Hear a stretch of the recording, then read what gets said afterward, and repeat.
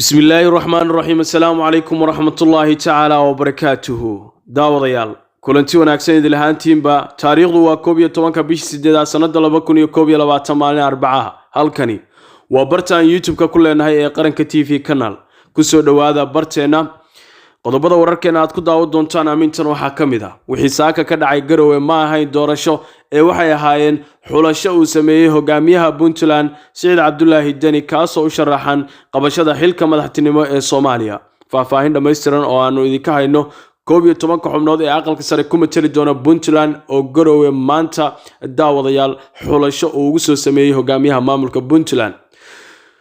farqiga u dhaxeeya qorqor iyo Saciid Dani iyo sida ay u kala fog yihiin liiska xildhibaanada uu soo diyaariyay qorqor iyo xulashada saaka uu sameeyay Dani sidoo kale wararkeena waxaad ku daawo doontaan xildhibaanada qorqor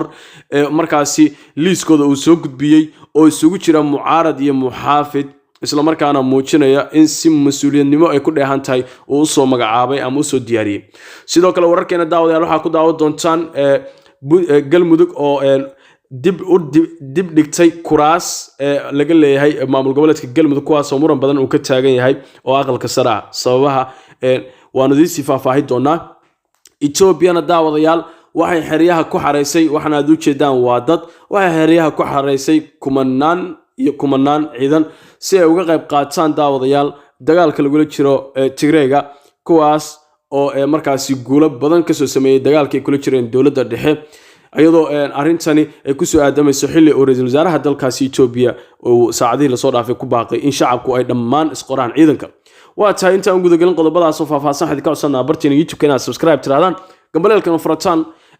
si share gareysaan muuqaalkan oo la wadaagtaan saaxiibo badan si ay u helaan wararka xaqiiqda ku dhisan ee ka baxaya warbaahinta qaranka TV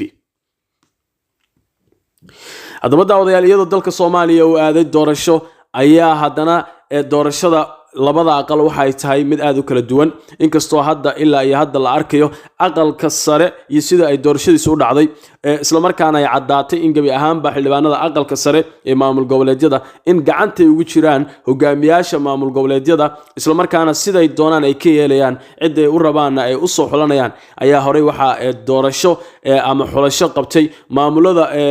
Jubbaland iyo Koonfur Galbeed haddana Puntland ayaa daawadayaal ku soo xigtay maadaama hogaamiye kasta asaga awoodiisa ku jirto waxa uu ku dadaalay in cid kasta uu arko in carqalad ku tahay rabitaankiisa iyo fikirkiisa ama fikirkiisa iyo cid uu la rabo in ay kursiga Soomaaliya ay qabato in ay markaasi aysan u codeyneen inuu meesha ka saaro ayuu mas'uul kasta go'aansaday laakiin waa la kala xaq jiraa waana la kala daran yahay daawadayaal arinta ka dhacday Garowe saaka ayaa waxay ahayd mid ugu la yaabka badneed tan iyo intii hadda la arkay arimaha doorasho ee socda hore Jubbaland ayaa loo soo arkay ayraahda Koonfur Galbeed ayaana sidoo kale ku xigtay haddana Puntland farqi aad u weyn ayaa u dhaxeeyay labadii maamul oo hore iyo maamulka Puntland si gaara Jubbaland iyo Puntland ayaga si gaar ayaa loo eedeynaya maadaama halka laga soo saarayo xubno taabacsan Saciid Cabdullaahi Dani oo la rabo xitaa iska daa farmaajo mucaaradkii caadiga ahaa oo midowga musharaxiinta iyo badbaado qaran ay ku mideysnaayeen Dani iyo Madoobe xataa hal kursi inaysan ka helin ayay ku dadaaleen hogaamiye Dani ayaa ku dadaalay Jubbaland inay uga soo baxaan 8 xubnood oo asaga taabacsan 11 xubnood oo Puntland ayuu qaaday talaabo lamida midii Jubbaland ay ka qaadeen haddaba daawadayaal aynu idin faahfaahino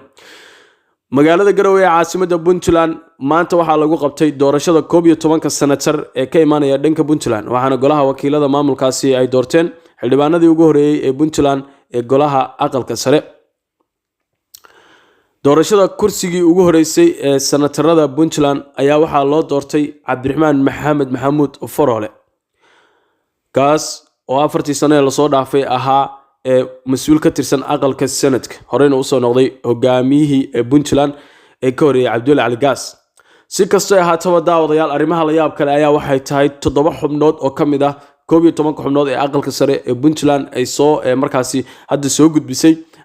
soo gudbi doonto oo maanta la soo doortay in 4 kamid ay ku jireen wasiirada Puntland halka laba kalena ay xilal kala gedisan ka hayeen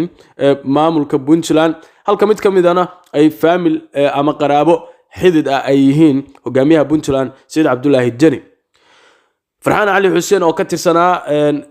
xildhibaanada aqalka sare ayaa isaguna mar kale dib u soo laabtay daawadayaal cabdiraxmaan faroole iyo farxaan waa labada qof ee kaliya ee Puntland ka soo laabtay 11 kiis ee xildhibaanada aqalka sare ee ku matalayay baarlamaanka federaalka ee Soomaaliya 4 sano ee la soo dhaafay xubno ka soo jeeday Puntland kuwaas oo caadaystay dagaal iyo waliba cadaawad siyaasadeed oo ay la galeen dawladda haatan talada ee waddanka sii haysa nabad iyo nolol ayaa iyagu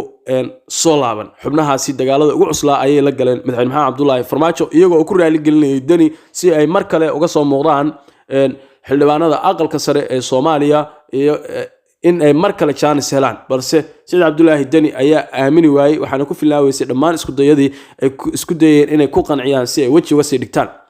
si kastoo ay ahaataba daawadayaal arrimaha la yaab kale ayaa waxay tahay in 6 xubnood oo ka tirsan xildhibaanada aqalka sare ee cusub ay ka tirsanayeen maamulka Puntland